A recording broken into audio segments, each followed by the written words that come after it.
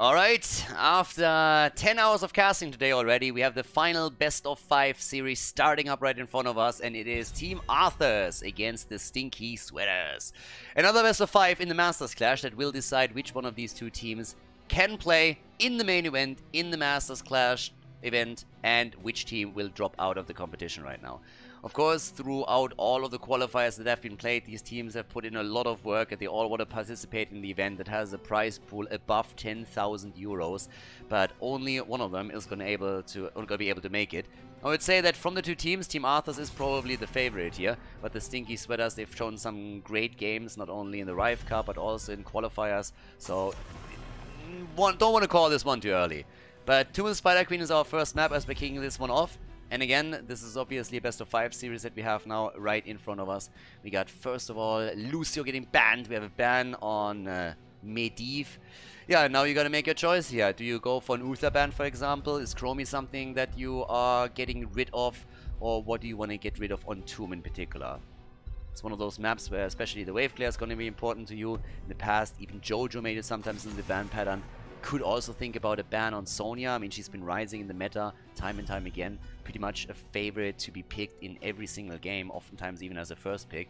Occasionally you see her banned, not all that often, but again it happens. And we could see it happen right here. And there we go, thank you. So, Sonya gets banned, and that brings us to our first pick here for the Stinky Sweaters. Alright. Yeah, a little bit hesitant in this one even. Okay, didn't maybe expect that Sonya would be banned out and were hoping that they could lock her in. Team. If you run the first pick down to the last second, either you don't really know what you want to do, or, of course, you have it already selected and are thinking about your next steps. But Tychus gets picked. Very early Tychus commitment, and that's a huge priority boost for Tychus, especially on Tomb of the Spider Queen. Of course, he's not a bad hero to take on pretty much any map right now. There's a couple where he excels more than on others. But seeing him as a first pick on Tomb of the Spider Queen, still a bit strange. Stukov gets locked in, and so does Hanzo. So they could still go for one of those sniper combos with Varian over the Nubarak. Could also just simply decide that they want to go for a different frontliner that can provide them with a stun. No matter what they do, Stukov is a great choice for a support. Can help you when you want to be aggressive with all those lurking arms and silencing opponents out. But on the side of the Sweaters, there's Anduin, okay, and Jojo. Anduin also makes them a bit safe against the Variant composition. I mean, it's not really that you can say, like, it's not really like a rock, paper, scissors scenario, obviously, but you at least have a chance that when someone gets taunted or gets attacked by a Nubarak or whatnot, you can pull the target out and it makes you a bit safer just in general.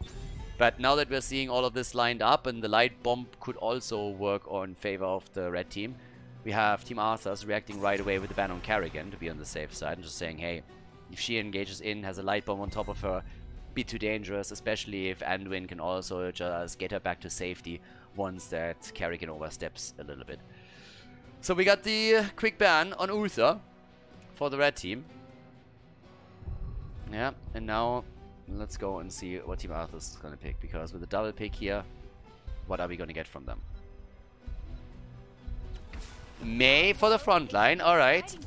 And Malthael for Stalk. Alright. Yeah, Denado and May. Honestly, I didn't expect to see May here quickly. With all of the engaged tanks that we still have. She's played a lot, and she's also, of course, using a lot of CC that she can use in these fights now. The ball, the ice ball, can also be incredibly powerful. Didn't quite see that pick coming here, though. Expected it a bit later, and let's say on Infernal Shrines. But okay. Now that we are on the last two picks for the red team, they're going for Rexa and for Gul'dan. Double Orc on the last pick now. And, well, it's a good follow-up on Johanna if she uses a Blessed Shield. So far there's no reason to not go for that. I mean, again, you could go for Falling Sword against Stukov, but it's a bit rarer here. Yeah, and the last pick in our first game. Again, first map in the Series of the Storm series here at the Masters Clash. Yeah, the tournament. And it is Jaina! She was played once, just recently, by the Hardos, and now we're seeing her here for Team Arthas. Alright, so, let's see what the Frost Lady can do here. Game number 1, everybody. Tomb of the Spider Queen, Team Arthas against the Stinky Sweaters. Game number 1 in the best of 5, Tomb of the Spider Queen, our first map, and on the left side, Team Arthas with Stalk on Malthael, rocking this out here, whereas we got Denado on May. As you can see, we have now Morenas on his Jaina. Already talked about this a little bit. Skillers playing Stukov and Bishops on Hanzo. On the right side of the map, the Stinky Sweaters with Sven on Raxa. We got Helgao on Johanna. We got Hirath on Gul'dan, Dracula on Tychus, and Dark Druida is playing the support. He's rocking Anduin. Okay, let's see which team can take the lead. This is what it all comes down to. Which one will go to the Masters Clash? Which one is gonna drop out of the tournament series right here, right now? 8 teams in total, 7 have been decided. This is literally to decide the last team that will make it. So already a couple of stacks coming together for Gul'dan, who's obviously going into his level 1 Echoed Corruption, trying to follow that up with his level 16 then later on for some synergy. And we're going to keep our eye a bit on Morenas, who has some serious push potential that he could use now. Especially with all of that damage output that he has. I mean, first of all, you want to take those waves down to secure yourself a couple of gems and experience. But you can then also later on in the game ensure that you have a pretty easy time to get the damage connected whenever you come in with some solid burst damage. And they might even follow that one up with the last rites on Malthael, depending on how they want to play this. Since there's no Ana, I don't really think that we're going to see necessarily Tormented Souls. And they are going for Sven on, oh boy, that is a quick kill on the side laner. And honestly, that's already a lot of gems lost. That is a problem. If you lose gems just like this early in the game, it's not really that many. Well, honestly, it's like 10. So that is impactful. It's actually pretty impactful this early on in the game. So really nicely done. Red team has, in the meantime, started to take their own camp over here, which is a little bit late for the opponent. Over here, May, again with the attempted slow against Gul'dan, but he's moving away, so there's nothing happening around that. At the same time now, the push straight up through the mid lane from the red team is already set up, so they're going to try and take some of these towers down a notch. But of course, the red team is now reacting and trying to defend this as best as they can. Starting to move in with this. Yep. And at the bottom of the map, still the camp is up over there. So I have to defend against the two. Level 4 kicks in a little bit early. Outside of the kill against Raxa, not really too much happening yet. But Denado's trying to make it a second one. But of course, that is the job of Anduin right here. Well done by him. All the way up at the top. Bit of experience going to be lost if nobody moves over. And Jaina is ensuring that that doesn't happen. So they haven't turned any gems in yet either. But they can definitely go for it soon. Instead, we're going to see a play for Gul'dan. And he is down. Solo killed by Denado. Moved into the wrong bush, and we might even see the kill against Tychus. He gets attacked too. He tries for the counter kill against May. Doesn't get it. Anduin is dead as well. That's 4 kills to 0. As Team Arthas is opening this series up with an absolute bang. I mean, damn son. 4 kills to 0, a level lead, and they really, really destroyed the gem count in the hands of their opponent. Now they have an opportunity to turn in. 2 gems are missing for a completed Web Weaver wave, and they're going to get those soon as well. This is a tough match, tough opening for the Stinky Sweaters. They're sweating a little bit too much here. Maybe the hands are a bit sweaty and they can't really control all of this, but now there goes the kill, finally. Problem is that Jaina didn't really have a whole lot of gems. She already turned most of them in, but the kill of course still counts, and that might give a bit of a confidence boost over to the team in red, and they definitely need it. I mean, indeed they do.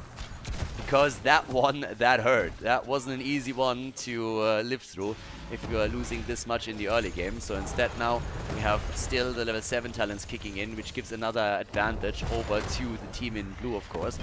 Yeah, they're starting to make their play down here. There's the interrupt against Stalk, by the way. And he's trying to push this back, as you can see.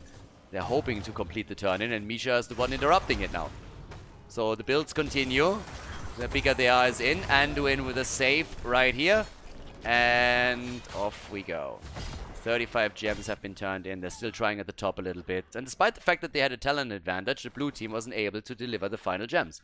Now that talent advantage is gone. It's level 7 versus level 7. May is sitting still at the side. Gotta be careful. Stunned once. Goes for the trade. Tries to move out here. Slides in. They try to go for some counter aggression instead. And they got the damage output. But they still haven't turned in.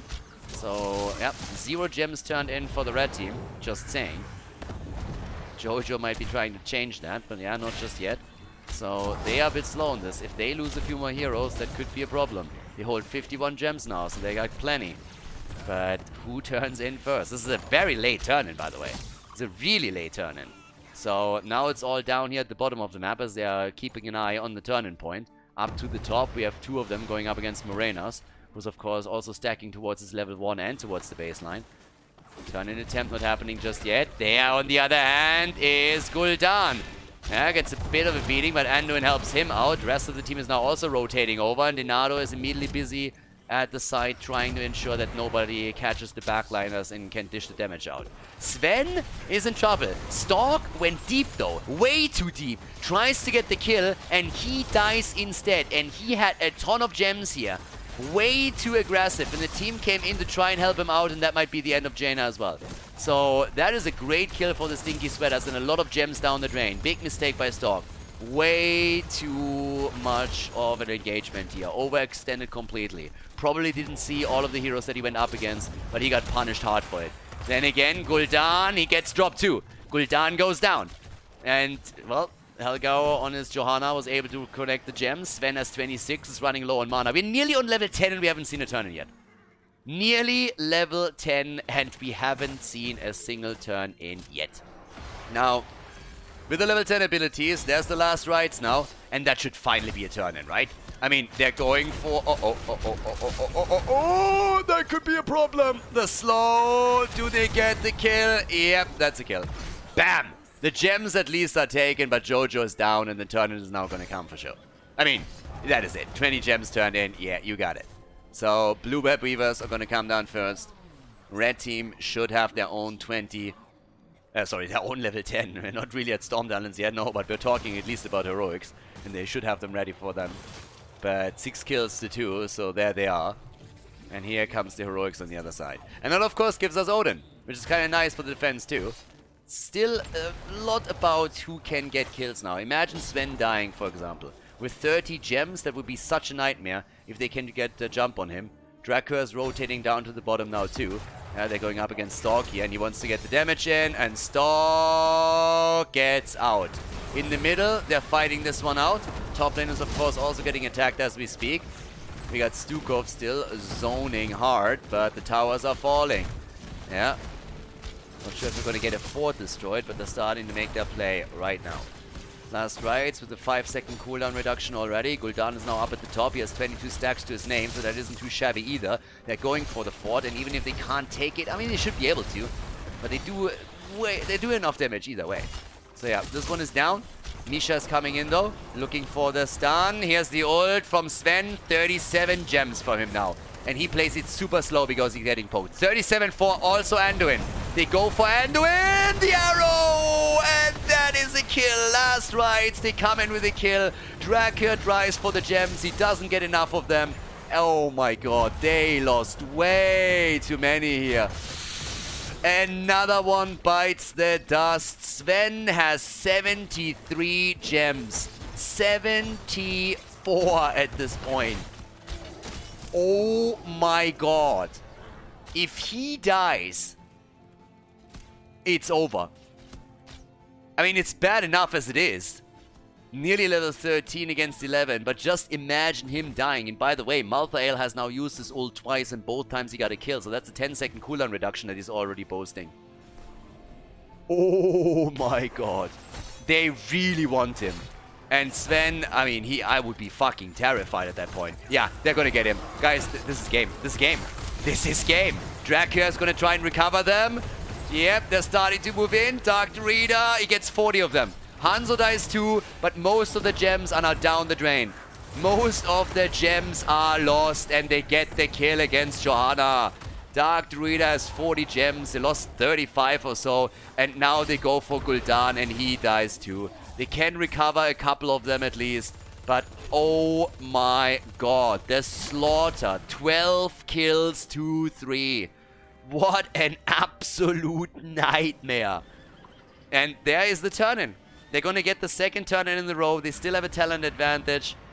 They are bodying them at this point. The ticket back into the game is always your ability to hold on to the gems. And they lost more than an entire turn in. They lost a full turn in. Yeah, I mean, the blue team, again, the Russian Ukrainians, they're known for their aggression. And once they saw that Sven was alone at the bot lane, they said, guys, fuck it. No matter how many of us die, we're going to get him. We're going to get him, we're going to take him down, we're going to steal those gems away. They're not going to live through that. That just is not happening.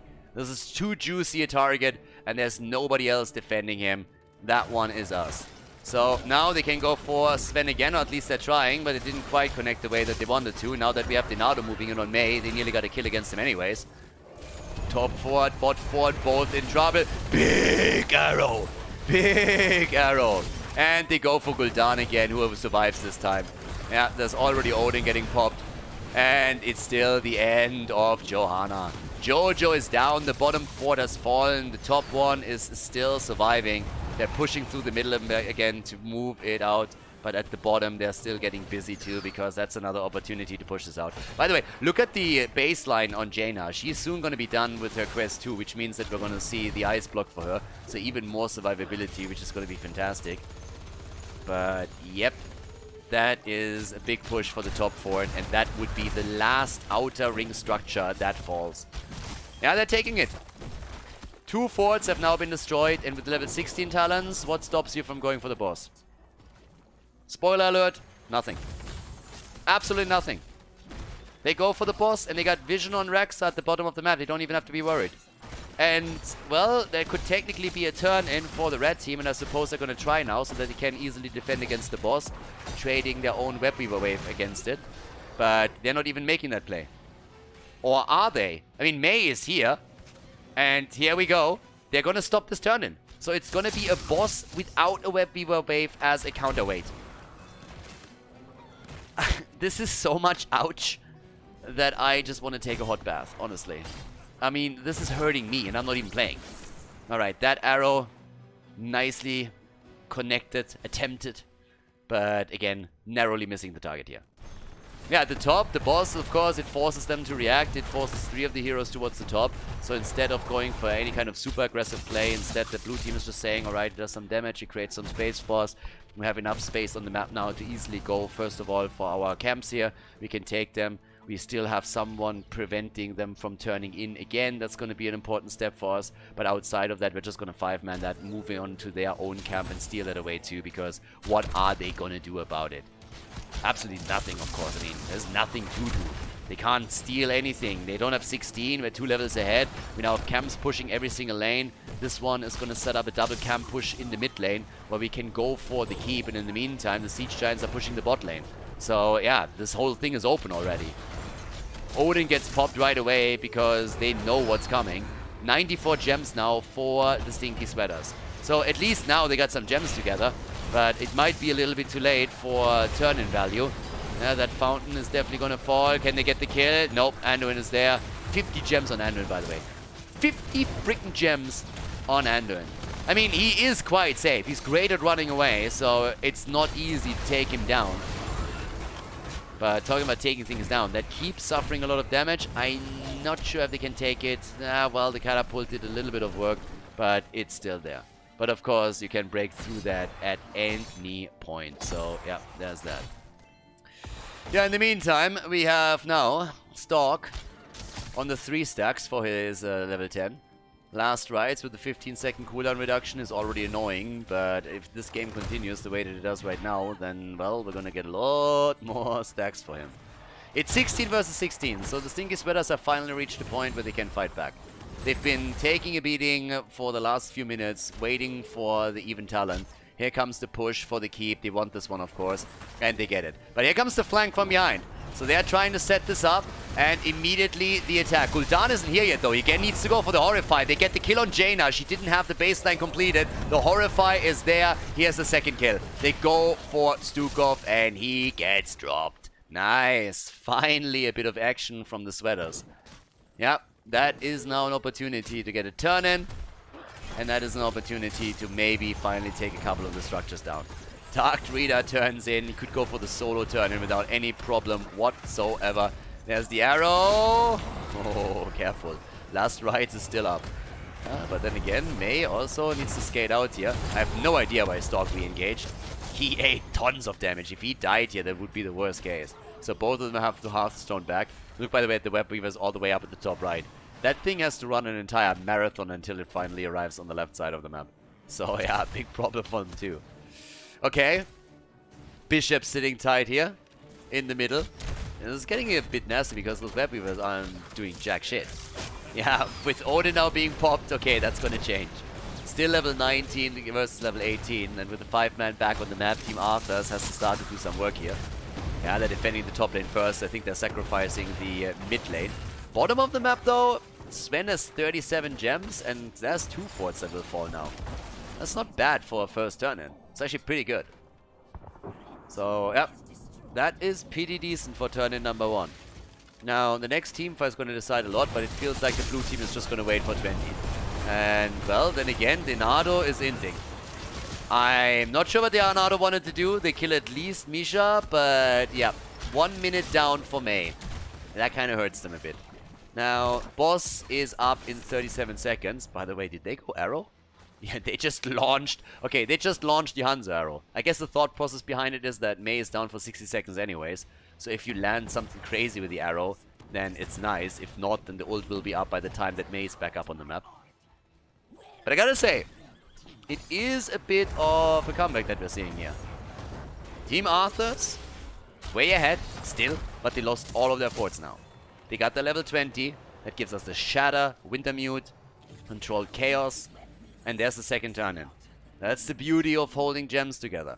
So they lost a lot of gems. But they still had enough for the double turn-in. So now they're running a little bit low. But this is going to be a 5 versus 5 again. But we could all of a sudden see keeps fall on the side of the blue team too. Yeah. And of course now, the big plays. Can they make some? Yeah, they're looking for them. They're going to be looking for them. Still a couple of gems together. Hanzo is defeating the top Web Weaver in the middle. That's going to be an easy one to be taken. There's no level 20 yet for the Stinky Sweaters, so that's why they're playing this a little bit slow. But the fact is still that despite all of this happening, at the end of the day, it's going to be even talents, and the only advantage for Team Arthas is going to be that keep that they destroyed in the mid lane. Now, does that matter? Of course it does. Is that reflective of how one-sided the early and the mid game was? Not even a little bit. So that was a pretty decent job by the Sweaters to bring the game back. 56 against 57 gems, and both teams, as it happens, had the same amount of gems. Ice Wall gets dodged, alright, not too bad. Starting to jump in, but there's Odin, the big red button gets used, Horrify is already out, and Mei is dead. Can they get the kill? Where's that last rites when you need it? And there it is, and it's a kill. Nice, but Malthael is dead too. He got the 4th stack, but he falls. And all of a sudden, the red team might have a chance here. 4 against 3, and they got another turn in. What is this game? I mean, seriously. That is getting a bit bonkers. They need 1 gem. Malthael is back. And his last rites is going to be back in 23 seconds. So it's a 4 versus 4.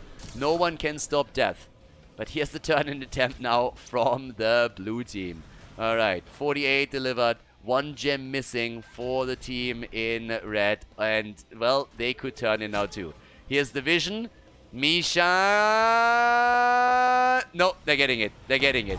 They get the Web Weavers. They want to take it before the red team has a chance to turn in too.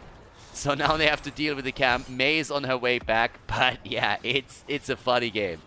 It's a really interesting game. Last Rites is back, by the way. Malthael has 46,000 damage. It doesn't really hold a candle to what Hanzo is doing here.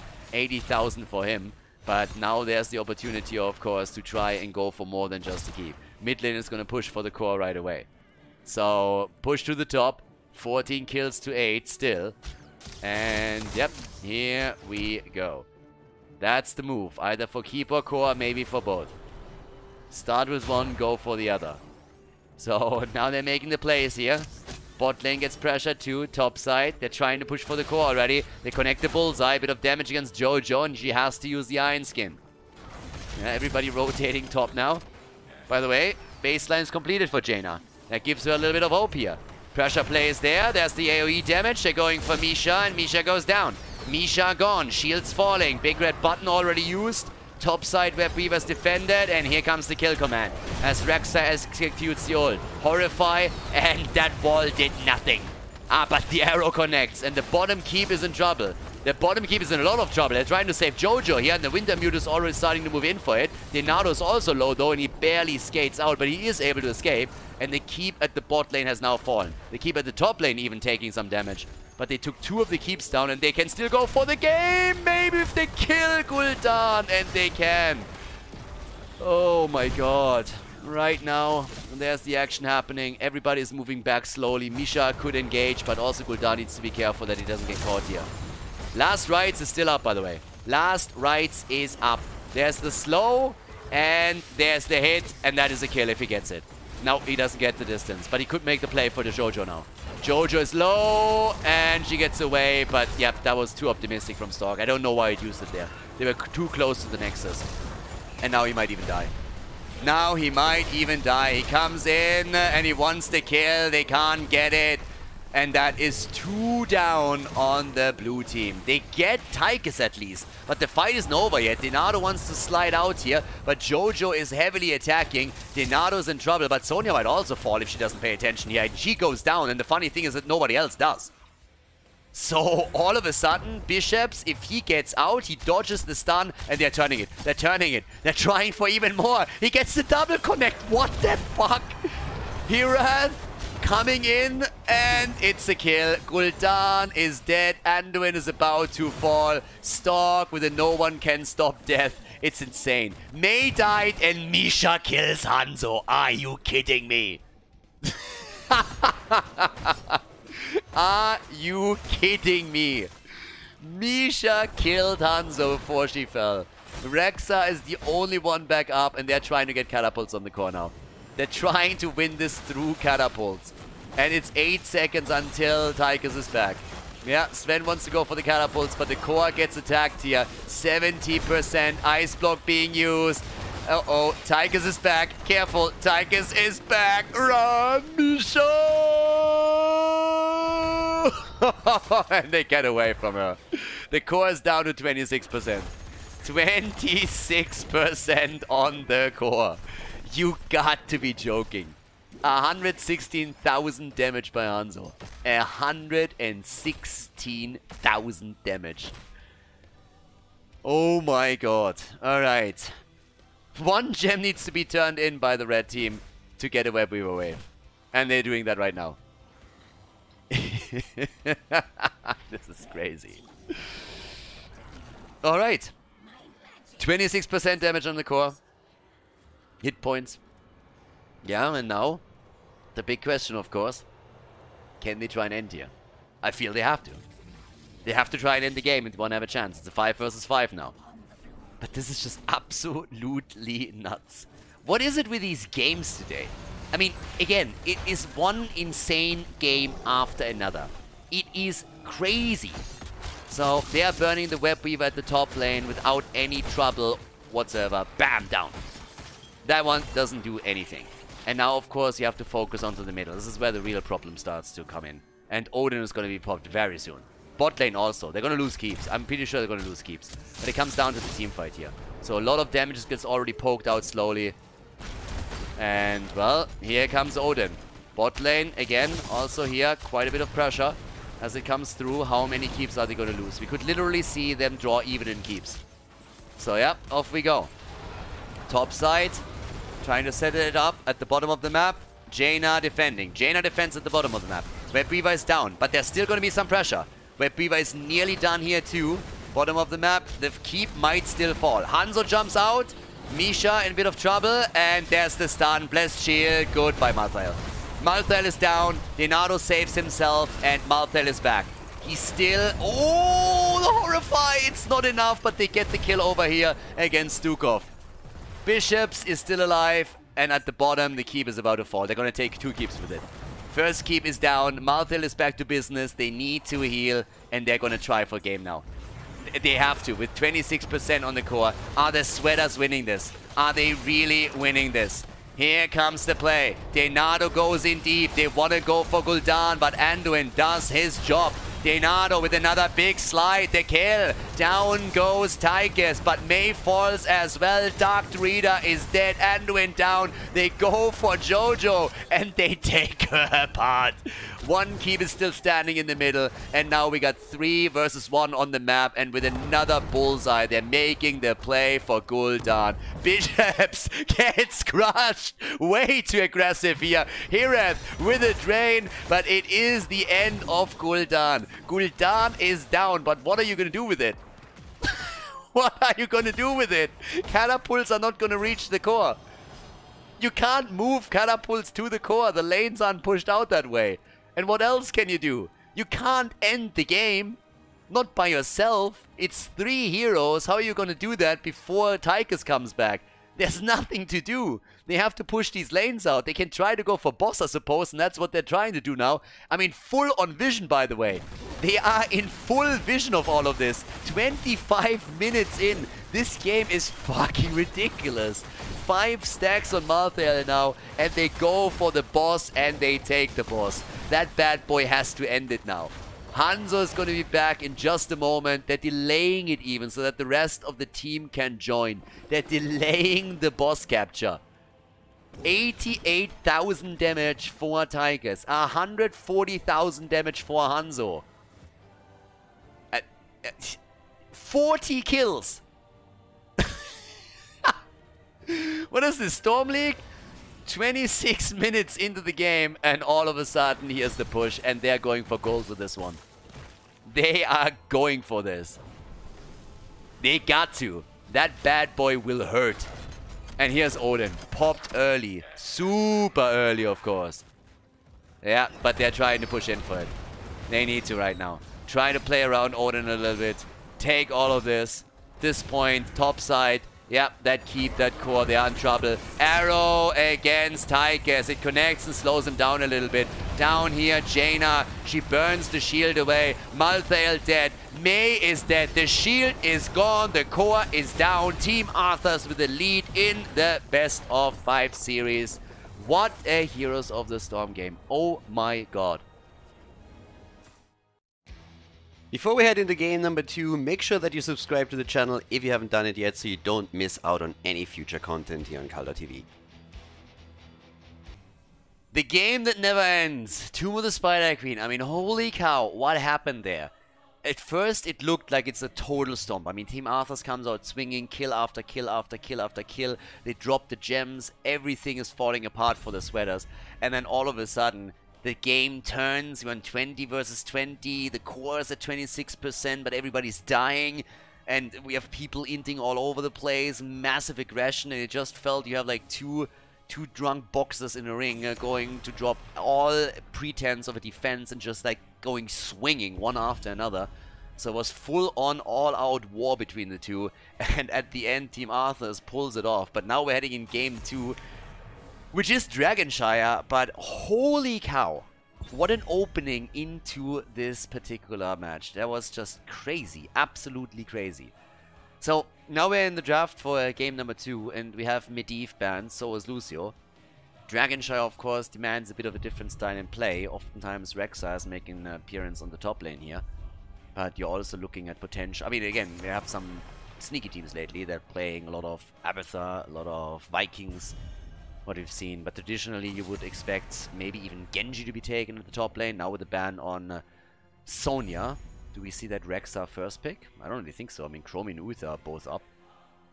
So you can pick Chromie, Uther, and there's Rexa. You gotta make your choice here because, well, Rexa is gonna be picked one way or another. The question is just simply who picks it and when do they do it. Chromie. Here we go again. Yeah, here we go again. And you know what? Shut up. Yeah, but unfortunately she likes that. Kinky. Yeah, she is a little bit. Okay. Blue team. Double pick. Let's come here. Let's come on. Uther is up. Rexa is up. Stukov if you want to go for something like this. Hanzo and Brightwing. Totally different approach from them. Going for the global on the map. Trying to go for Brightwing here. Which still leaves Uther as a potential main tank, whatever you want to play him as. And on top of that, of course, the side lane pick. And Rexa on the top lane of Dragonshire is a beast. But they really, really want the Hanzo. I mean, you could have seen them play Sylvanas at some point too. Bishops really likes to lock that in as well. There is Varian and there's Stukov. Killer comp, baby. Killer comp. Taunt into Lurking Arm Silence into Chromie damage. Okay. Alright. I mean, game's up. They know what's coming. They absolutely know what's coming here. But how do they deal with that? And what is getting banned? Is Rexa getting banned? Well, first they take ETC down. They don't want an additional stun and they are a bit afraid that he plays the side lane, I suppose. Now I would expect a Rexa ban.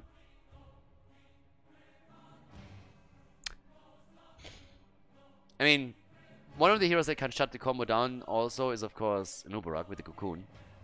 Unless he's the target. But, well, what are they getting rid of? That side lane is still a concern. Malthael! They're actually afraid of Malthael after the last game. No one can stop death was a bit of a pain, I suppose. Yeah, he came back like how many times? 3 times or something like that? You kill him and bam, he's back. And always got value. Every single time he came back in. Alright, here comes the double pick. Side lane. What gives? What is Morena's gonna go for? Main tank, we still haven't seen that either. And they are hesitating so long. Arthas! Hail to the king, baby. Oh yeah, Arthas is in and we get our Sylvanas after all. Team Arthas is locking him in. Arthas is seeing play against Varian. That's pretty much this is the setup that you see most of the time now. When Varian is played, all of a sudden there's a chance that Arthas makes an appearance too. Still no side laner. Still nothing for Stork. And we still need one also for Stinky Sweaters. And Varian plus Rexa is not bad because you get the extra stun with Misha. Vikings! Told you. And Sven played a mean Vikings the last time that he played it. He played it, I think, on Towers of Doom, but he played a fantastic Vikings game. And we got some global as well with Falstad over here. Alright, this is gonna be Party City. And now, of course, you gotta rethink how do you play this one. Yeah! Stork, what's it gonna be? Last pick for them. Diva. Arthas and Diva, everybody. Dragonshire, map number 2. Let's go, Team Arthas in the lead. This is the best of 5 series that will show one of these two teams move on to their Masters Clash Heroes of the Storm event. Let's get going. Dragonshire, second map in the best of 5. Let's go, everybody. Game number 2. It is party time. Team Arthas against the Stinky Sweaters, and it's also time to party with the Vikings. Stork on Diva for the blue team. We got Skilla on Brightwing, Morenas on Sylvanas, Denado on Arthas, and Bishops on Hanzo. On the right side of the map, Drakur is playing Chromie. We got Dark Dorito on Stukov, Helga on Varian, Hirath on Falstad, and Sven on the Lost Vikings. Sven has proven just recently that he is a bit of a monster on the Vikings.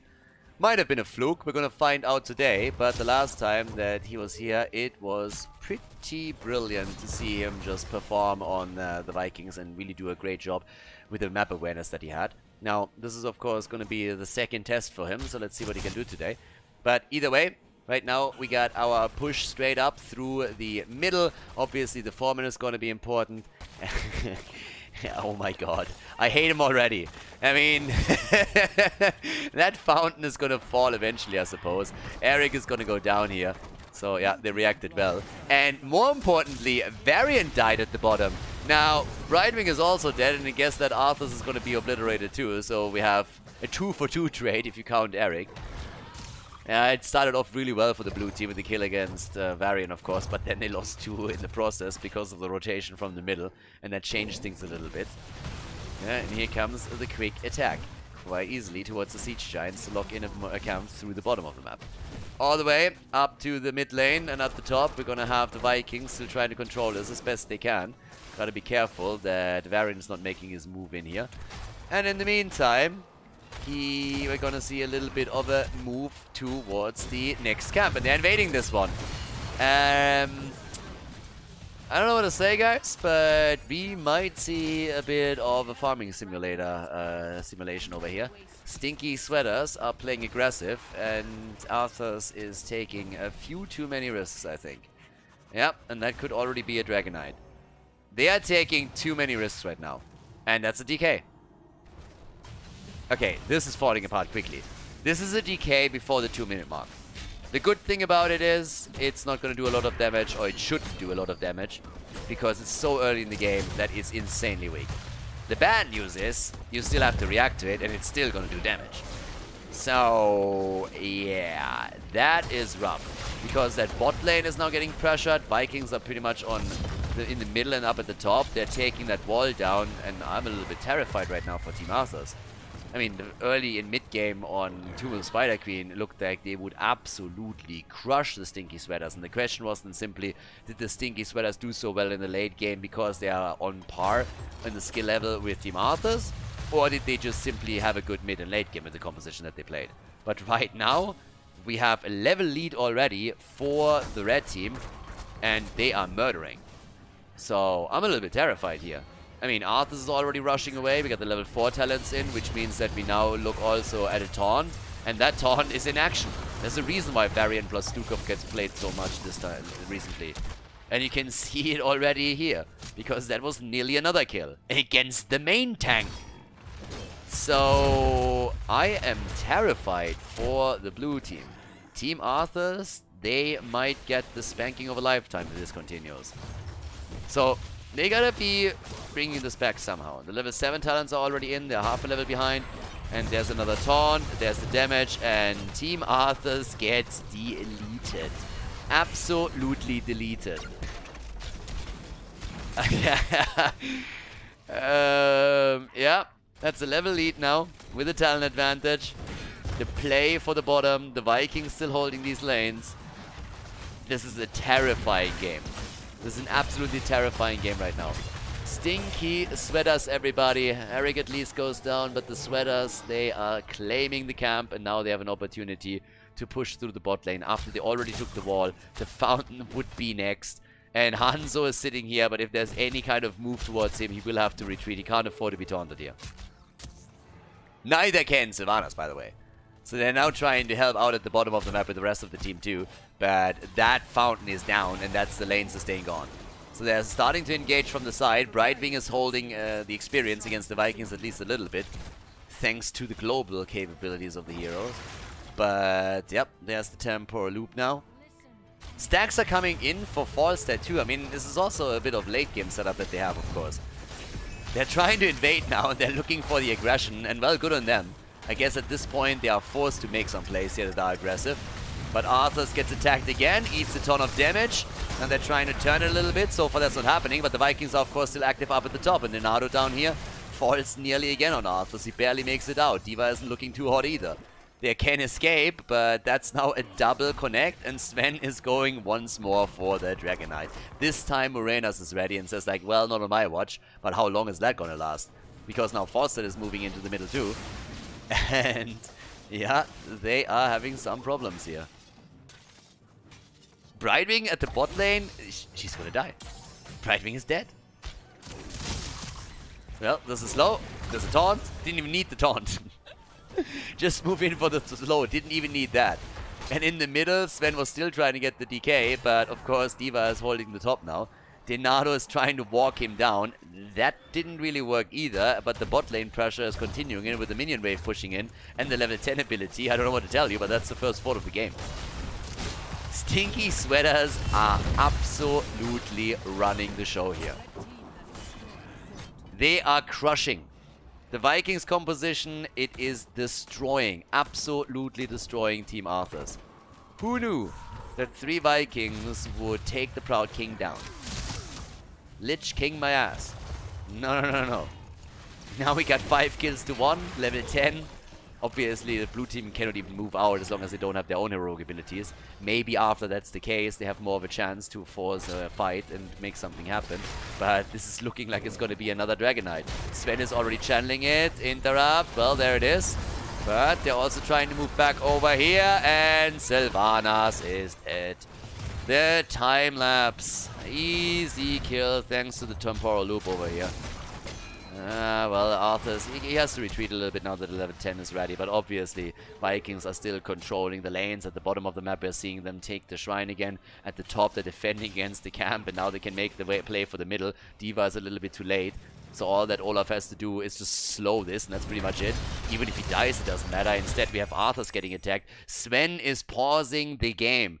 Well, he needs a little bit of a break to pat himself on the shoulder here, because his team is currently crushing the opposition. And I guess another reason why they're currently pausing this one is because Falstad has dropped out. So that's two good reasons. Pat yourself on the back a little bit and just say like, alright guys, great job, 6 kills to 1, we're rolling over them, this is easy, this is peasy. But then Falstad dropping out is probably another good reason why you want to wait for a second for him to reconnect. Anyways, as it stands, Falstad, talking about him, has 17 stacks to his level 1, so his auto-attack damage is also going to increase as this continues. He's going to go for the Giant Killer likely on level 13. This is not going to be a macro run game for him, so he can easily go for that. But besides that, we are even looking at, 16 stacks now for Varian. Damage output, by the way, from a teamfight potential, we have 16,000 damage for Chromie. She's delivering the damage every single time that lock comes in with Varian's Taunt and Stukov's Silence. On top of that, of course, Hanzo. Bishops was also really good damage, and the quest completed, by the way, before the 7-minute mark. But still, the big problem is the Vikings. And look at the experience, just to give you a bit of an idea of the experience gain over here. The Vikings are currently sitting at 9,000 experience gathered. We have D.Va, on the other hand, with 7,400. Sven is holding the lane, and he is holding the objective. He can go for the next Dragon Knight here, with them trying to get the kill over there. All that he has to do is channel this one. The only one that is trying to contest this is currently D.Va at the bottom of the map, and Sven can literally just let him die. It doesn't matter. He can even run away, but the time is there. Even though it's contested, it doesn't matter. Stork has no chance of pushing him back up and claiming this spot before the Vikings get the next Dragon Knight. So once we have the Dragon Knight, you can move through the middle. At the bottom, the fort has been destroyed. And for example, this one has to be dealt with too. You got a Siege Giant camp, and you got a Catapult behind it. And Sylvanas is now moving into the middle instead, because they're trying to prevent the decay from being taken. But even when it's taken, she needs to come back here to help defend. And that doesn't make it any easier. So maybe Stork is coming back down and trying to help out here, but chance is that this is going to take damage. So they're going to attack some of the structure, take them down, because Balog is at the top. He can defend this pretty easily. And, well, that's pretty much that. So yeah, once that Falstad is back to action, we're going to have that little play out, or the little play happening right over here, and then of course it's just a matter of time before the next talent advantage kicks in for the Stinky Sweaters. And unless they screw up, I really am struggling to find a good way for Team Arthas to bring it back. What they need is a mistake that they can exploit from the Stinky Sweaters, and them just coming in and saying, alright boys, let's go get some kills and then somehow turn it. But it is going to be an uphill battle throughout all of this. Falstad is back, and they can go for the Dragon Knight now. Leonardo still trying to do his thing. Interrupt is there, and Falstad actually used the gas to buy the time, but the decay comes through anyways. At the bottom of the map, Olaf dies, sacrifices life for a good cause, but they can of course now murder that wall as expected over here. At the top side, still the defense was Balog. But yeah, we got a 1 level advantage still for them. The 19 stacks for Falstad. Apparently, a couple of players on the side of the Sweaters have some ping problems. But generally, it's now totally fine. Falstad is back to business. The arrow connecting nicely with 2. Howling Blast is a follow-up. Can they get kills? That's the only thing that matters, because they need them. And they need them quickly. I was not really talking about the red team, but fair enough. They get Brightwing. I was mostly talking about the blue team, and they are also not disappointing. They get at least the kill against Varian, but as a result, they also lose Sylvanas, and they lose D.Va. It's getting worse and worse and worse for them here. So now we have also 21 stacks for Falstad, who obviously capitalized on all of these kills. And despite the fact that the fort in the middle hasn't fallen yet, but with the 9 kill counter 2 and the Vikings pushing the lanes, you can kind of imagine where this game is headed. This is a 2-level advantage now that we're looking at, with the talent lead 2. It's a disaster. It's an absolute disaster right now. So it is problematic. We got Morenas and we got Skiller here, so everybody is starting to move through the middle in an attempt to finally force some fights and maybe get some kills in. The blue team is obviously starting to get a bit desperate here, and for good reason. They need to get something. I mean, guess why they're diving this one? Because they're saying we need to make crazy, aggressive plays, trying to do something that they don't expect and get any advantage that we can possibly get here. With Sylvanas, honestly, they should just move in and take this. As long as they have vision over the rest of the team, just move in from the side, use the Sylvanas to disable some structures and do some damage. If you are not starting to get some nasty plays again, then you are in trouble. Down here, Siege Giants are getting stolen away. This one is of course a huge problem too. One of the main reasons why they moved back down in the first place, because they just have to deal with that. That's 3 camps. That's 3 camps right now that they're using. And that is getting kind of nasty. Well, for now, they're breaking through that. At the top lane, at least those remainders are also soaking some of the damage. So, yep, down here, the wall has fallen. That opens, of course, keep up too. 9 kills, 2-2. Yeah, on the 13, Violent Reaction. We got Hanka burning Olaf, by the way. Alright, so going for a little bit of the AoE, trying to control the lanes, I suppose. But, yep, no jump for them. Those are not jumpy Vikings. Denado, I mean, he's the one that eats every single Chromie hit here. Chromie pretty much has just a bullseye painted on Arthas and says whenever he pokes his head out, he's mine. He's mine. She hates him. She absolutely hates him. I don't know what's happening here. Maybe they had a thing going for a while and then he dumped her. But whatever it is, you can tell me whatever you want. She has it out for Arthas. I mean, every single Dragon's Breath and Howling Blast is headed his way. Once again, she's dishing the damage out. Chromie doesn't like him. That arrow likes Stukov a lot, but a good gust from Falstad as he helps the team survive. The Vikings pushing the lanes. They're controlling everything here. Olaf alive, and of course the threat of another Dragonite is absolutely real. With a level 16 talent, we're now getting the stun on Olaf too, and they are starting to do their thing with a turn in attempt. Well, not a turn in a channel attempt, and Arthas is dead again. Once again down, and obviously they're now going for D.Va too. D.Va, she might play to win, but she really sucks at it. She's down. And that's 11 kills to 2, and they are coming through with another Dragonite. And it's a nightmare for Team Arthas. Game 1, it went so well for so long and it ended in victory. But here they are just losing ground by the second. One hit after another, so at this point they're pushing through the bottom of the map for keep. And the Vikings are pushing out the top side in an attempt to get another fort destroyed. And at some point, you're going to mentally at least resign. I mean, you're looking at this and what can Team Arthas do? They're 3 levels behind right now. It's a nightmare. It's an absolute nightmare. Now, push into the mid lane, could even drop the wall at the next keep. At the top, Belok is not quite done yet with the fort, but he's getting closer and closer on this one. Yeah, and it's just crazy. It's absolutely crazy. 37,000 now for Hanzo. 34,000 for Chromie. And here come the hits against Hanzo. Hanzo! And he gets out. Close call, but he makes it out. Arthas, spoiler alert, very likely is not going to live. He gets the army through though, and that helps him to survive. He survives. D.Va, yeah, as well. But close call too. So now they're coming in here and they're taking at least Olaf down. Went for the ult. Top lane gets pushed. Bottom of the map. Yeah, Eric is here. Sven is pushing this one out. And his Vikings performance is honestly solid. Very, very solid. He didn't lose a lot of them. And in we go.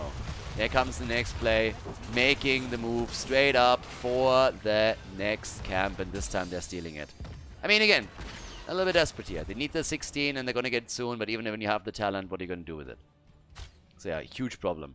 Now, we already have them with the level 16 talents. That gives us also the Will of the Forsaken. So they got some unstoppable frames. Camp got taken before they could jump in. There's it. And at the bottom of the map, here we go. Sven is coming in for the next camp. And the team helps out to secure that they can get the Bruiser camp. Which is pushing for core, of course. Top 4 has been taken. So that one has also been eliminated. And they're hoping for 20 now. I mean, they can wait for the next objective. It's literally every single objective that's been taken so far was taken by the Stinky Sweaters, and it didn't take them very long after they spawned because they have all that much control. Eric goes down. He will be back. And they're taking the Siege Giants down now. But yeah, 19 versus 16 right now. And of course, up at the top, there we go. Balog is still holding us. I mean, that top lane was from start to finish not a problem for them. The entire time they controlled it. Arrow against Varian though. Hanzo. And there's the Gust. They're trying to save him. Olaf is moving in too. But they're still attempting to stop him as much as they can. And the team saves him. This is crazy. This is absolutely crazy. Look at that escape. Check that out. They polymorph him, everything. Then first the Gust, and then as they come through, Stukov says, not on my watch, and pushes them away, and Varian survives. That is absolutely ridiculous. Double Shrine control in another second. They want to go for another Dragonite, and they have their level 20s now. Everything is coming together here for the Stinky Sweaters. Absolutely everything. 11 to 3, the kill count. There's the 20 at the top. Bit of a fight happening. Olaf goes down, and they're even getting a second kill. So they hold control of the shrine, but now they got the level 20 talents. 34 stacks for Falstad, by the way. 34 stacks for him. And still here in the middle, they want to make another play for that camp. Heavy aggression from Team Arthas. Can they maybe bring it back here? Another arrow, another Howling Blast, but another Wind Tunnel. The Mighty Gust is ruining the place here. And Sylvanas nearly died to this. Sylvanas nearly died here. So, yeah, they're still trying to take the camp. The explosion is out, and they get it. They got the camp, but they got to move out too. 2 levels behind still. But they might finally be able to take a fort down. They're trying to isolate one of the players, but they can't get that hit. But at the top, the fort gets attacked. Nobody's moving in together with it. The Vikings are already moving in to defeat it. And to save the fort down here, the fight, they make the engage. There is the taunt, and they kill against Sylvanas. Sylvanas is dead. Brightwing jumping out, and the Vikings go for the channel of the next Dragonite. Level 20 plus DK. They're gonna go bot lane. They're gonna go to the bottom of the map where we have 3 catapults already pushing in and getting a couple of shots fired against the minions. One of them already locked in on the core itself. Of course, those are gonna be defeated before the army arrives, but this is a play for a game. This is a play for the Titan series. Every single map matters in this one. The team that wins the best of 5 goes to the Masters Clash. The team that loses drops out of the tournament circuit. Here we go. We got 13 to 4. 2 heroes are down. This is it. The Dragonite with the rest of the team.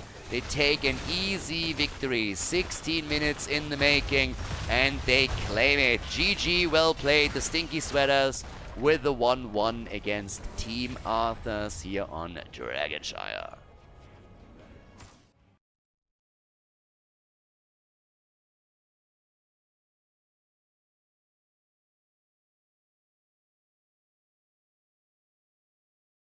The Vikings reign supreme. The Vikings are reigning supreme, everybody. Now the series is tied, a 1-1 between Team Arthas and the Sweaters.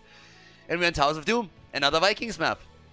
I suppose that there is a pretty good chance that we're going to see a Vikings ban. The question is just, when is that going to happen? Well, okay, immediately. I was mostly talking about, like, are we going to see that as a first ban? Are we going to see that on the 3rd position? But yeah, they are done with this shit. They're looking at this and they're like, okay, this is over. Screw that. Get those Vikings out of the game. Yeah, it happened the last time that Sven played them as well. There's the ban straight away on Lucio again. Stukov gets banned too. I mean, so many picks are still up now. Sonya is up. Uther is up. Chromie is up. Cassia. A lot of heroes that you see oftentimes banned are still up for grabs now as the teams are going for that again. And of course, Medivh was still up for the picks too, but I mean, there was no chance that he gets in. And it's an insta Sonya pick. Insta. No hesitation. Yeah, for good reason. But then again, let's see what the Sweaters can do now on the second map. Again, best of 5 series, of course, and for the team, there's a lot on the line here.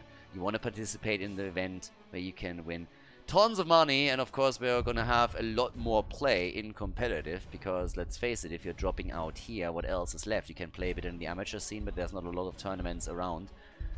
maybe a couple that you can occasionally play, but the Master's Clash is a bit more reliable in that sense. So there's Varian and Chromie. Once again, the same stuff that they had on the last map. I mean, obviously the Vikings were the biggest problem on Dragonshire. At the same time, this Varian and Chromie composition didn't really help. And now we have it once more. Oftentimes you see Chromie banned, sometimes even Varian was banned out. But let's see what they're gonna take from here on out. Because the Sonya start is great. Starting with Sonya is fantastic. Here's Uther and Hanzo. There's good setups, a lot of stuns that they have. Bans are now coming out. I guess, given that it's a huge map, there's a few other picks that you gotta be a little bit wary of. There's obviously a chance that Arthas gets played. He's really popular here too. Oftentimes banned out if you feel that the other team has a player that can play Abby quite well. Globals, Falstad, Dehaka, gotta keep an eye on them a little bit. Brightwing, yeah, kinda in that category. And they ban an Uberak now, so that an Uberak can't ruin any plays with the Cocoon and also dive on them. Yeah, but let's have a bit of a look here. Because the last ban, are they gonna ban the Slugger? Stukov is already banned out. You could ban Brightwing. Brightwing with Polymorph after a Varian engage is also annoying once the taunt is over. It's another CC tool that you have. Tychus, okay. No more sieging up on bell towers. I'm trying to take them. Honestly, if they take the Slug, it's gonna be a late pick again, I suppose. Leo for the side lane rotation. And Tyrande. Alright, they're risking it. They're going for Tyrande. I think they already did that once in one of the earlier series and it didn't go well for them. Tyrande is always a little bit of a hit or miss pick. Very, very weak. Not a lot of escape tools. Not a lot of hit points. But synergizes extremely well with the pre-stun and can help any sniper composition to get quick target kills in. Not a lot mobile though. So if you can get a drop on her, she's down in seconds. Garrosh is in. And Zarya. Alright, Zarya, Garrosh. The speed bubble, ladies and gentlemen. Speed for Garrosh. You can go full race car on him. Race car Garrosh to move in, get the flip, Uther for the stun. Maybe even leap follow up. Yeah, and the last pick for the Stinky Sweaters could still be a false of course, if you're trying to play with the global here. And disengage would also be quite handy with a Mighty Gust if you go against some of this. Do they do it though? No, Imperious, triple frontline. Imperious. Towers of Doom, game number 3 in the best of 5. Let's head straight in our third map here at the best of 5 series at our Heroes of the Storm tournament, the Master's Clash. Game number 3, Towers of Doom, Team Arthas against the Stinky Sweaters. On the left side, we got Stalk on Sonya. We currently have Denado on Garrosh, Morenas on Zarya, Bishops on Hanzo, and Skilla is currently playing Uther here. On the right side of the map, we currently have the Sweaters with Sven on Leoric after a fantastic Vikings game for him. Herath is playing Imperious, we have Helgao on Varian, and of course at this point Dark Druida on Tyrande for the follow-up after the engage of Varian. And Chromie, played by Dracula, for the big boy damage that we're going to be looking for. But okay, so with this, let's see what exactly is going to happen for them. Right now, there's a bit of a push. Helgo is about to go down, and well, they are trying to get the kills here. And some of the damage could have definitely been connected here. All of them dropping rather low. But especially the blue team takes a bit of a beating, and that's also true for Stalk as he goes for the spin to win again. There's also a lot of stacks coming together for the level 1. There's the flip, and Sonya dies first. Yeah, that was a brawl and a half over here. Leo is now moving up to the top side, but it's again the Sweaters that take the lead. We got the Demolitions Expert on level 1 for Zarya, 14 stacks for her. And of course, now the rotation with a bit of vision granted by Tyrande. I mean, again, she provides a lot more than only the Hunter's Mark and the stun. She also provides, of course, a lot of information, a lot of scouting information with the Owl that you can use there. A little bit of damage with it too. But let's see if they can get those kills in reliably. Stun into Chromie damage is of course the dream. That's what they're trying to look for. We get the pumpkin camp secured on the right side and over here on the left too. And the question is still, can they get this camp because the invade is ready? They're trying and they're aiming for it. Everybody's rotating in because they want to take the fight now. And the pumpkins are indeed taken by the blue team, but it's also a Zarya that gets locked into a corner, quite literally. The problem is the same is true for Varian. He's the one that falls, and Zarya survives. So we got a kill for a kill, and that brought it back to an even Steven between the two teams. And at the bottom of the map, obviously, you're going to try and take the pumpkins down and push them over to the right. So, yep, it's going to be quite interesting how these combos shape up for them, especially once that we are getting the speed barrier for... with the speed barrier, that would have been a kill. If you had your level 4 already on Zarya, that would have been a kill right away here up at the top. They're obviously hoping for an additional camp. But talking about stuns, there's one. Tyrande misses the follow-up a little bit. Expected Hanzo to move towards the top, which he didn't. And that saved his ass. There's the level 4, and off we go. The speed barrier is in, and so is the taunt. So that's two big tools, especially since Denado can now start running literally just into the opponent's team and pick a target, flip it in, and get the setup. Yeah, gets away with the Indomitable.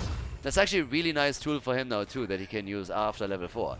Use the Indomitable, dodge out on at least some of the stuns, or even the taunt in and of itself. And that is going to make those those skanks a lot more... It makes it more survivable just in general.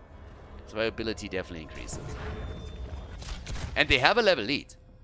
I mean, again, some of the experience will be caught again, but they are ahead. And I love how she tries to get the top. That isn't happening, but they're still fighting this out. As at the bottom of the map, the real fight is currently starting to shape up. It's a 3 versus 3, and Uther takes some of the damage. But yep, up the top side, everybody is still playing this out. There's a 2 versus 2, and they are heavily engaging into this. I mean, they really want to steal this away, too. The spear misses, on the other hand. Not a single altar has been taken, because they're fighting for all of them. They want to go for the 40-0 here. Normally, it's a 2-for-1 trade, but now the exact opposite is happening. Everybody's making the big plays, and Stork is about to die. Yeah, there's Leo, and this... Oh my god, Zarya. Speed barrier saves him for a second. And he gets out. Oh my god. And Varian, of course, is caught here a little bit. The exchange top left, top right has now happened. They're moving Hanzo over. They're trying to get the kill here. That also means they abandon the bot lane a little bit. But Varian is taking a beating. At the bottom of the map, they're creating the space for Chromie so that Draco can channel it through. That works out for them. So it's a 2-for-1 trade indeed in favor of the Stinky Sweaters. The level 7 was so close for the blue team, but they didn't get it. Yeah, now Zarya gets attacked again. But the level 7 talents are in for them. And of course the synergy with the level 1. Yeah, she's trying to go after the Demolition Expert for the pinpoint accuracy. More of a drop damage from her. And the pumpkins are back up, so you gotta make your choice there.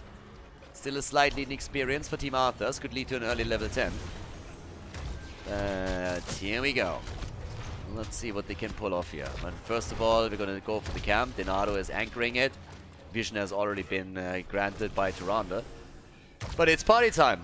I mean, it's not only Tyrande, you also have Chromie, so both of them can provide the vision right now. One with the owl, the other one with the level 1 here. And it's time to try and convert some of those bell towers. Yeah, there's the barrier, the flip, and the body block attempt.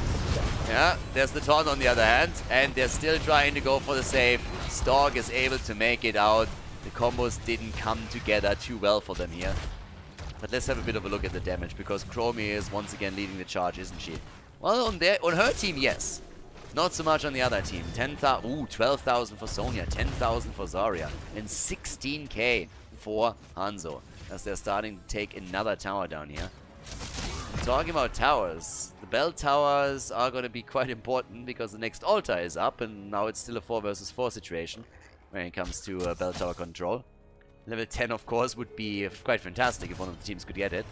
But we're not here yet. There's the taunt, and not really the follow-up that we're looking for. But Morenas is already drifting to the side. They are trying to anticipate a bit how Chromie is going to try and drop the damage out. And talking about Chromie, she gets flipped. They're trying to stop her. The stun of Tyrande doesn't connect.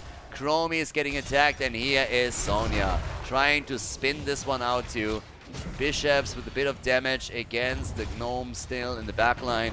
Dark Reader so far with its positioning on Tirana doing fairly well, but that was a solid flip and good damage. But there's the taunt and the kill. Down goes Garrosh. They're looking for a counter kill and they might get it. Tirana gets hammered. Tirana gets absolutely hammered into the ground and they nearly got a second kill. There's the leap and Chromie is dead. I'm not sure if Stork is going to make it. They try to go through the side wall. That's 4 kills, by the way. 4 kills thanks to the level 10. So yeah, they chased them hard. The only survivor was Imperius, who strode out of the fight. No the care in the world. So 4 shots are in. And now, of course, you're still trying to pressure these lanes a little bit. But in we go. This is the play. Right here. 5 kills to 2. Leap is in. The arrow and the divine shield. Getting all the experience beforehand before the fight paid off for them. Yeah, now there's the level 10 on the other side, of course. And with that, Varian is already trying to go for a bit of a counter kill. It would have been a problem if Leo was here for the Entomb drop, which he couldn't go for. We got the Warbringer over here. And so far, Imperius hasn't really made a choice yet. Is he going to go for the delivery system? Nah. He is going straight in for the armaments. Okay. And they're stealing this camp away too. At least they're trying to. Takes them a little bit longer than they probably hoped for, but since they're running 5 heroes over here, it's not going to be an issue. So they steal the pumpkins away. Leo had to rotate around and help them out a little bit. There's the move, there's the taunt, and nice. The leap into the back. They're threatening Chromie every single time the play happens now. Nice save on Zarya for just a moment, but then Imperius comes in and gets the kill. It's not over yet. They're trying to get another one against Stork, and they're getting it too. 2 down, and the Stinky Sweaters bring it back with even more aggression. They want the 3rd one, and the taunt is going to make it possible. The follow-up on Imperius locks Uther in for even longer, and that is all of a sudden an even kill count in this game. Nice. Well done. Stinky Sweaters, they're making it exciting over here. 5 kills to 5, and they go for level 12 now. Opening up that bot lane wall too. So yeah, here we go. Good damage with another camp, another altar setup now starting up towards the top. And in this case, we should get the even change between the two of them. Top left, top right. Yep, and again, that's what they're going for. 1 side, 2 side, everybody goes just for the channel. Nobody tries to interrupt here even. And instead, at the bottom of the map, they're still having some action. And another potential kill against Garrosh, and he goes down. These combos are just nasty. It's not even the Tyrande follow-up that they have to be worried about. It's honestly Imperius that comes in with a quick lunge and just spears them right there. And they are about to hit that level 13 talent before Team Arthas does. Yeah. The Sweaters, they definitely found the rhythm. They found the towel. They could towel them off a little bit themselves, and then they all of a sudden were ready and good to go over here. These comic compositions, that's the 2nd time that they're playing it, and the 2nd time that they're crushing. And what a beautiful Entomb. What a beautiful Entomb. It's not a kill because of the Divine Shield, but still, that was sexy. This one is sexy too. Oh my god. 3 down in just a moment. Oh yeah, baby. That's how you get a couple of kills together. Let's take another look at this one. That was actually really nice. First, the arrow. So check the arrow out as it flies in. And then, of course, the follow-up with the leap just shortly after. That's 3 kills that they got because of that. Well done here. 3 kills, a beautiful setup. And they might get that bell tower at the bottom of the map because of it. Yep, here we go. 28 to 28 points on the core. Bit ahead in experience. And the bell tower is going to get dropped. The minion wave that just moved in is going to ensure that it happens. Yeah, those kills, if they can get these setups, that's what you need to go for. Big arrow, big leap. Yeah, and they need another one, don't they? Because that's another potential kill. They're flipping them out. But here comes the Zarya ult as well, that speed barrier. But the Entomb is ready. Sonya is in as well. And she got Leap. Leap is back. Leap is back up. Leaps into the back line. Tries to go for Chromie. Tries to help out a little bit and gets away from the stun. Imperius is dead. They try to turn it on Sven now. And he gets slammed to the arrow. Connects with Varian. A second stun. And that's the kill. Double kill against Imperius and Varian. And Leo is going to die too eventually. Well, they are even moving. Oh my god. They're getting all of them. They go straight in, dropping Chromie. Leo at the bottom of the map is gonna die as well. 5-man team wipe. And now they go for the double channel. Guys, that is 10 points off the core of the Stinky Sweaters. They're taking the pumpkins. First 5 shots are fired. Over here, Bishops is gonna get this one too. Leo is still ready, but boy, that hurts. Boy, that did work. That's a 2-level lead now. And they are on level 16. They are on level 16. The cleansing shield is in, and we all know what that means. That is fantastic against this composition. All these stuns, Varian, Imperious, Tyrande, and the cleansing shield is gonna be so impactful against all of this. Benediction, of course, also super helpful to keep someone alive or just simply locked into a stun. And with Garrosh, they can now also throw a couple of pumpkins over whenever they want to. 28 to 18, and this is looking way better. But that was a great dodge on the arrow. That was a very, very good dodge on the arrow setup. So yeah, come in again. Garrosh moving towards the front, and yeah, can't do too much. All of the pumpkins are taken down. But of course, as long as we hold the bell tower at the bot lane, you're in a great spot because, I mean, it just means that you can get these pumpkins, can keep them coming, can threaten that bot lane. So there's currently nothing that the red team is doing about it. Instead, they are busy here in the middle because they want the level 16 first of all. But yep, all the way at the top. Stork has to be careful now. Everybody's like, dude, probably need to fall back a little bit because, yeah, there could be a potential trap against you. So maybe don't overextend here. And it is altar time again. So they're going to go for the altars here. Still one at the bottom of the map, but this is of course a triple phase. So there is a lot that could happen here now. 16 versus 16. Uh-oh. Varian, the taunt on Varian, and he eats the damage. But can they kill him? That's the question. Starfall is in, Tyrande's dead. They're making the play for Tyrande. They've acquired the weak spot over here. They know exactly who to go for. Tyrande is the one that doesn't have an escape tool, that can't simply go for a timeout in that situation. There's another potential play for Leo, and Sven disappears. Guys, triple altar phase is possible. They can get the whole one. They could maybe get the whole thing here. They're trying, but they have to shield against Chromie. And she gets the damage out. Yeah, everybody's trying. Maybe they should just go for 2. Maybe they should just give this one up. This is too difficult to take with Chromie around. 10 points off the core. That is single digits. Be happy with that. You don't need more. And here they get it. The owl, and nope. They can't get it right now. So they have to fight for this again. It's 5 versus 5.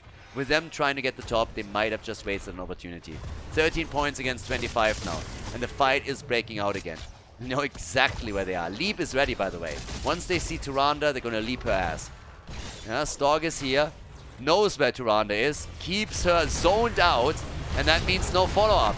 Over here, the fight, Sven is low, and that's a kill. There's the leap straight onto the point, and it's probably the end of Varian. He's trying to get out here, and he's actually doing a great job surviving, but I'm not sure if they can keep him alive. Stork is moving in, another slam would probably end his life, and there it is. They take the double kill. They drop Varian too after Leo has already fallen, and now they can go for boss if they want. Varian and Imperious both died. They can go for the camp, they can go for the channel, they can go for the boss at the top. That's gonna be 4 points if they take all of them. The channel is ready. No one can interrupt. Well, actually, he can interrupt this. He needs to be careful that he doesn't die for it, though. Yeah, that got close. But at the top, they're taking the boss already. They're already at it. So that's going to be 4 shots fired. That's another 5 that just got now taken through the bell tower. Boom. And with this setup, it's going to be 4 points on the core against 25. Easy peasy. Yep. There we have it. 4 to 25. Bam. Deal with that. Good luck. That's going to be rough. One more altar and it's lights out. Pumpkins could also end it. Now they're trying to retake. That, of course, relieves some pressure from the bottom of the map so the pumpkins can't move anymore. But it doesn't change the fact around the altars that you need in order to end the game. One is going to be plenty. And Sonya at the top is creating another problem for them because she's going to take that bell tower now. Yep. Here we go. Camp after camp gets claimed. 37. Look at the damage output, by the way. Hanzo is at 79,000.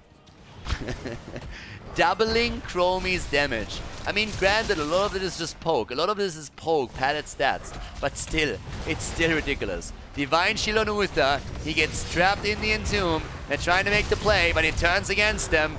And at the same time, Sonya gets attacked. Has leap, jumps in, gets the stun, tries to make the play, the arrow follow up, and goodbye to Ronda. Tyrande is down, and Leo is dead too. Sonya pays with a life for it, but it's still a 2-for-1 trade. And they're chasing Chromie. Denado chases Chromie, sits tight here, and goodbye, little one. It was nice knowing you. This game. 15 seconds. 15 seconds. Zarya survives. Imperius dies. 5-man team wipe. And Team Arthas is about to lock in the 2-1 lead in this best of 5 series. They're taking the advantage over the Stinky Sweaters as they lock in the win on Towers of Doom. Bam! Straight to the face. This is it. Team Arthas taking the lead in our Heroes of the Storm match to see which team advances to the Masters Clash.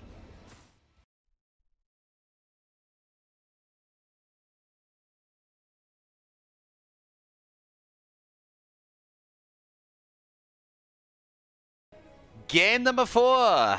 Team Arthas, 1 map away from qualifying for the Masters Clash. All they gotta do is win against the Stinky Sweaters on map number 4, Volskaya Foundry. Game 3, there were some insane moments. Some really, really cool moments. I mean, seriously, we had some arrows into quick hits with the leap and triple kills, quad kills, team wipes. But initially, it really looked like the Stinky Sweaters would start to take a huge advantage here. And after playing now 2 games against Chromie, Team Arthas finally says, you know what, fuck it. This, like, get her out, get out. We're kind of done with her. No, we don't want that anymore. And yeah, we're done with it. The Lucio ban, by the way, is just a staple. It's definitely like a counter ban against Team Arthas. They don't want to deal with that one at all, as you can tell. This has been the consistent ban every single time. Now that we're on Volskaya, you gotta also have a little bit of a look of... Yeah, there's a Medivh ban. Interestingly enough, the team that has first pick, first ban bans Medivh again. Yeah, so they don't want to go for the Medivh first pick. Varian gets banned. Sonya. Is it Sonya? Yeah. Sonya for Sven. Why am I even asking? The former the former Sonya one-trick pony locks her in right away. And now the big question, of course, what else are we gonna get here? Well, Morenas on Cassia and Stukov played immediately. Now, a Nubarak is up. You can still play with a Nubarak if you want here. Now, of course, since we're playing on Volskaya Foundry, if you're really going for the objective, maybe you are better off taking a tank that is more sustainable. In the past, we've oftentimes seen Blaze compositions with maybe like a Johanna excel here, but if you're going for the kills in the fight, that's a bit of a different story. Honor! Redemption. Shut up. Alright, du mich auch.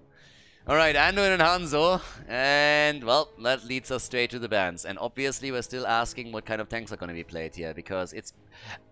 Now that I think about it, after we've just seen Zarya on the last map, this is another one where we could see Zarya again. Uh-huh. That's actually a pretty good point. Didn't even think about this until now. But that's another map where you could play it around with Zarya. And here comes the ban on Jojo, which is really good on this map, as I just said. So, yeah. Really curious what they are banning now. If they get rid of something like a Nubarak, if they're thinking about Zarya. They ban Garrosh. It's a little bit part of the Zarya combo. But yeah, this could be a super interesting double pick now. Again, potentially the last map. If the Sweaters win it though, then we're going to map 5. Then we're going to go the full distance. Do they have an ace in the sleeve? Denado on Dibbles and Tychus. Alright. Okay.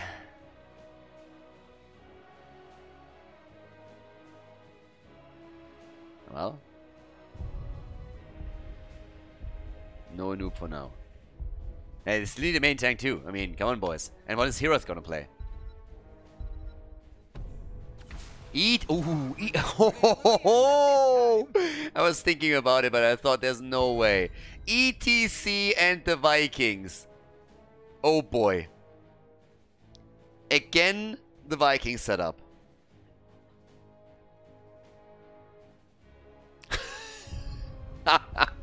Are they winning 2 games with the Vikings?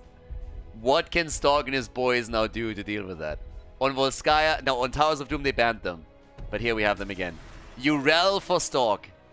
Urel for Stork. Volskaya Foundry, everybody. The 2-1 lead for Team Arthas. Can they do it? Or are the Vikings just too strong to beat? Are the Vikings shutting them down here? Volskaya Foundry, we'll find out right now. Team Arthas against Stinky Sweaters, and let's go. On the left side, we got Stork on Urel, Denado on Diablo, Skillas playing Stukov, we got Morenas on Cassia, and Bishops on Tychus. On the right side of the map, at this point, we got, obviously, Drakia on Hanzo, we got Dark Dorita on Anduin, Hirath on Sonya, Helgor on ETC, and more importantly, Sven. He actually let Sonya slide and is going for the Vikings instead. And Team Arthas is sitting there and they're like, oh fuck, not again, please, not this shit again. So right now, everybody is of course focused on the Vikings a little bit, and we're gonna find out if Team Arthas can somehow get rid of that threat or not. On Dragonshire, it, well, didn't really work, did it now? No, they got murdered. Absolutely destroyed. So here they have to go for a bit of a different approach. Now, there is at least Morenas that is stacking with Cassia. So if it comes to big battles with the Vikings, she at least is going to have an easier time to get those stacks together. And maybe at some point you just have such a ridiculous amount that you can one-shot the shit out of them. But we'll see. Well, level 1, we got actually the Devil's Stew for Diablo. So not quite what I expected here. But as level 1 talents go, they got at least that. In addition to that, we now got the Prog Rock, and we got the Viking Bribery over here. Going for even more items now. Okay, already slight adjustments to the setup and the map. Always gonna try to control the map that way and use the Viking Bribery to lock some of the items in that they can run here. But off we go. Denard over here, Diablo, yeah. Gotta be careful. Going up against Sonya. He gets the wall stun out, nice. And Sonya, she's just such a beast lately. I mean, seriously. But she's not the only one that can hop. No, Urel can do that too. Sonya can only do that with a leap, which we still might see later on. But there we have it. Am I the only one, by the way? I mean, I'm always calling Anduin the Nicarda of the Nexus, but when you look at the lineup, when you see Anduin together with Hanzo, am I the only one who just sees the beginning of the boy band here? I'm not quite sure who exactly would fit into the boy band. The Nexus boys, that's what we might call them. I mean, obviously the Quack Street boys were the real heroes during the times of HGC. I mean, I'll never forget them. So they had a great future ahead of them, but it was not meant to be. But then again, we could probably create the Nexus boys over here too. I'm just not quite sure who would fill the remaining spots. But there's the kill against ETC. And, well, Sven has a death wish too. At least Balog does, so he goes down. And that, at least, is a bit of a better opening now for Team Arthas than we had previously. I guess when we're talking about the Nexus boys, we could get Jimmy a slot too. He could play the guitar and just like come in, you know, and be a bit of like the gloomy one. Looking like into the camera, not really talking a whole lot, pretty much going full whoopee or something. But yeah, Nexus boys, it has a future. So you can definitely tell me what you think are the best boys that we could have in that team. But when I look over towards those two panels, then I really think Hanzo's going to be the hipster one. Anduin is going to be the Nicard of the Nexus, but yeah, this is definitely a thing. I mean, either way, now with the 1 kill against 0, so let's focus a little bit on what the Vikings can pull off here. For now, we got Eric on his level 4 again. The bigger they are, by the way, for Tychus, so there's that. And yeah, at the same time, there we have our top lane push happening, so they're hoping for another kill here. And in we go. Balog is down, and hello, Sonya. Bam! Slam to the face. Tychus is dead, and it is party time. Yep. Off we go.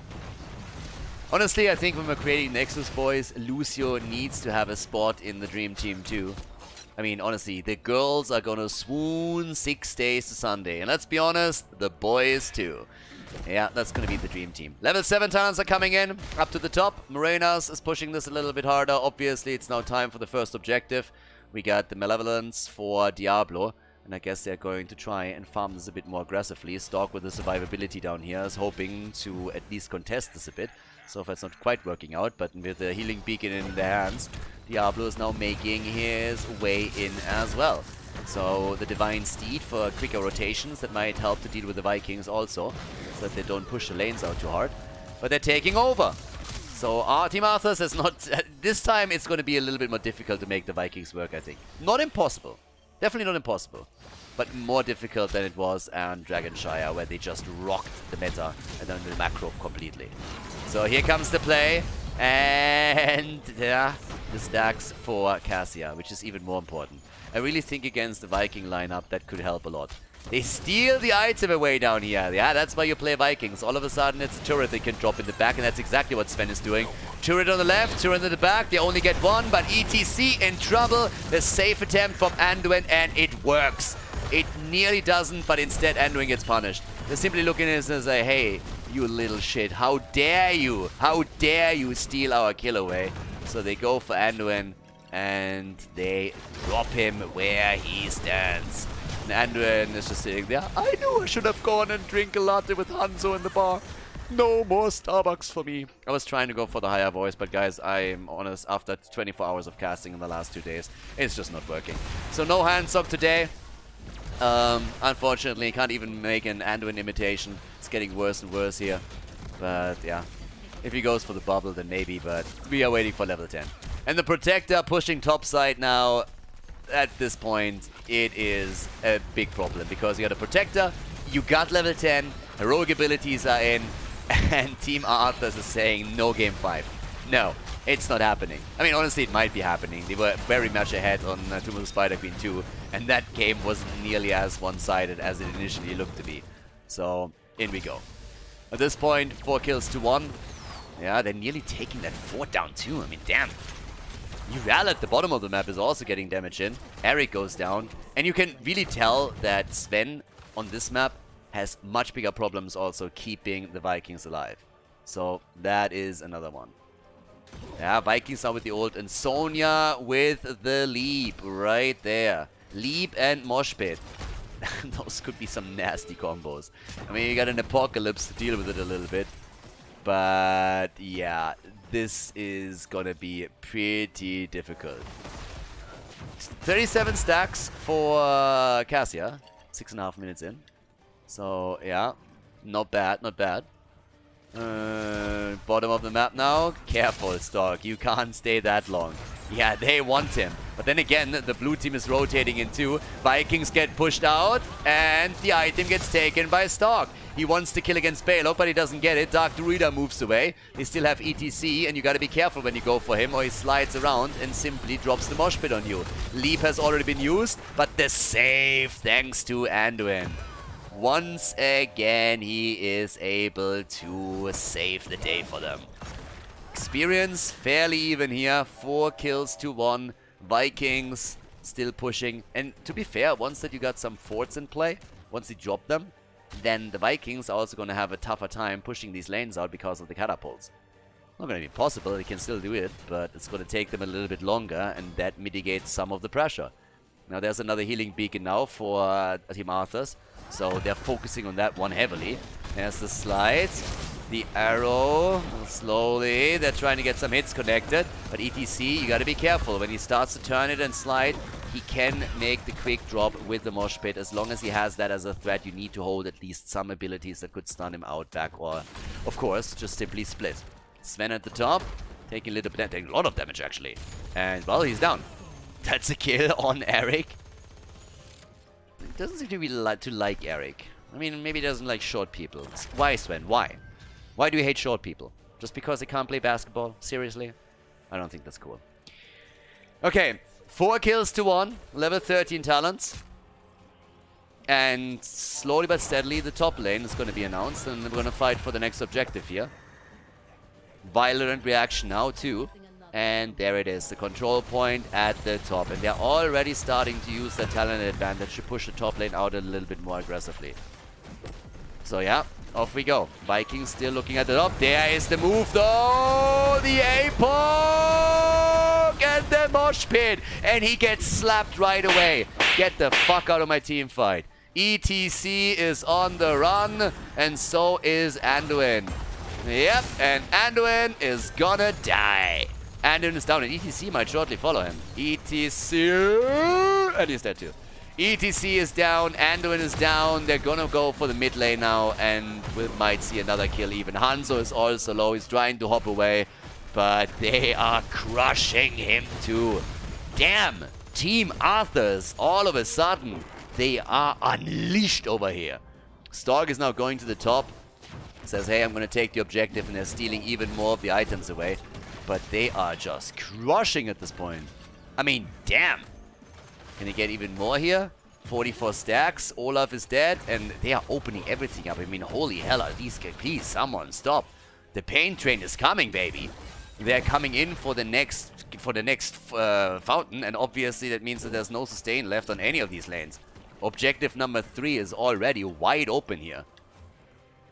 Absolutely insane. Alright. So, top side, the points come together as they're starting to go for the progress. It seems like honestly, it seems like the red team is a little bit lost right now. Yeah, they're starting to do their thing. Half a level until we're going in for 16, so that talent advantage is going to be even more important. They're trying to push the bot lane. That might backfire now. I'm not quite sure if they're realizing how many of them are here. Anduin, seriously, like, they drop him over the wall and they think they get an easy kill, and then Anduin is like, nope, not happening, not on my watch. Nope. Ain't happened, sorry boys. And instead they're now going for that. Oh, the arrow misses. Sven led them astray with Eric. Eric dies up at the top. Stork is still about to win the Punisher. Punisher number 2, and now they got the level 16 talents. The 16 talents are in. Well, towards the top, there it is. The Protector. It's Gundam time. Let's go full for the mech, everybody. And Stinky Sweaters, boys, good luck. Because that might be a push for keep even. If you have a Protector and a talent advantage, it is definitely not unheard of to go for keep. And why would you go for the bot lane? They already took the fountain down. ETC! He's down. Cassia with a kill. And bam! They're opening up the gate. 10 kills to 1. It is turning into crazy town over here. Yeah. 27 seconds until we have ETC back. The Vikings, they can't do anything here. So it's pretty much a 3-man defense, and they are going for the keep in the early stages of the game here. I mean, we're 11 minutes in, and that bad boy is going to fall, isn't it now? There's minions pushing in. They got turrets. They got everything. They're even trying to go for the Vikings and dropping Eric. But now they can rotate. I mean, the middle has also fallen, so they can rotate down to the bottom of the map. They're absolutely murdering here. They really want to go to the Master Slash, don't they? I mean, damn, son. 2-level lead. 9-kill advantage. Another 15 seconds on the Protector as they're moving down to the bottom of the map. They are absolutely hammering them into the ground here.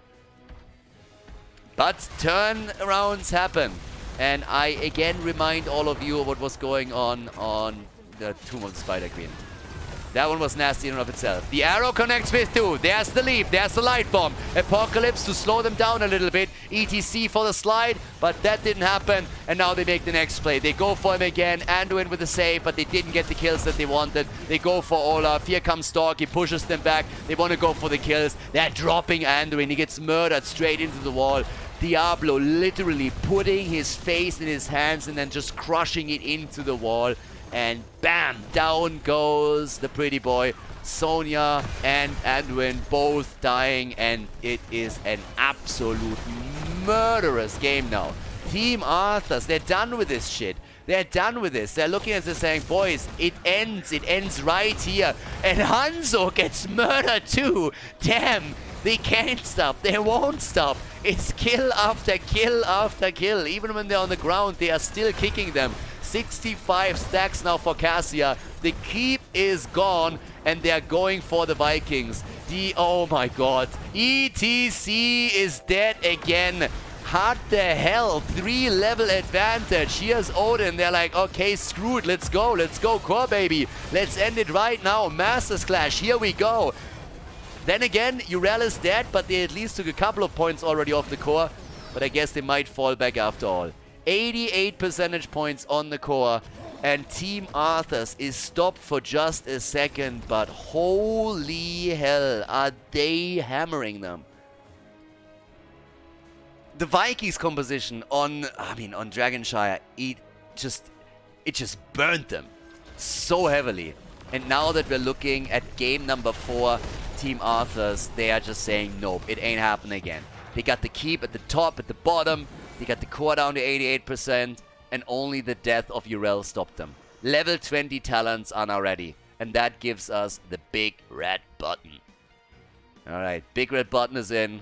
Hellgate, the infinite lightning, and Urel is back to business in another 9 seconds, as long as there's not a stagger death. I mean, Denado is just... he's just crushing them.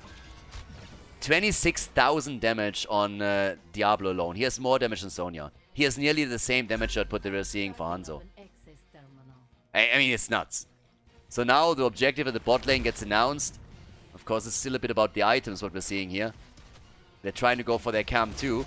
And Sonya, maybe we're going for a little bit of an invade, hiding in the bushes over here. But it is getting brutal. Yeah, hello, sir. There's the arrow. They try to go for the kill. Denado moves away. They leap into the back, but Hanzo is dead before the fight even starts. Hanzo is immediately dead. He just gets blown up. ETC is down. It's a triple. It's a quad kill. They are crushing them. They are absolutely crushing them. Check this fight out. That's game right here. The big boy plays as they drop the entire team with the exception of the Vikings. Now they go for the core. And this, ladies and gentlemen, is going to be the end of the series. Team Arthas with a 3-1 victory against the Stinky Sweaters. They qualify for the Masters Clash. They take this series. It was an absolutely insane battle between the two teams here. But what a performance on the final map for the Skya Foundry. The 3-1 win in the Heroes of the Storm tournament. They qualify for the Masters Clash. GG and congratulations.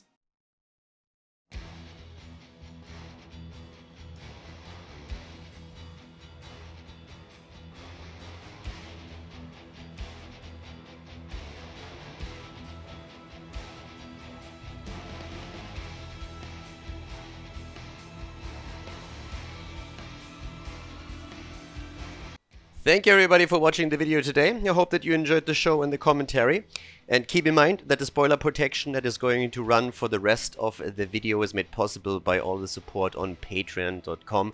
So guys, if you want to support my work, if you want to help me start new projects and keep the spoiler protection in place, please consider heading over to patreon.com/Khaldor. There's also a link in the YouTube description, and check that out. Thanks in advance, and see you guys next time with more esports coverage here on Khaldor TV. Have a great day.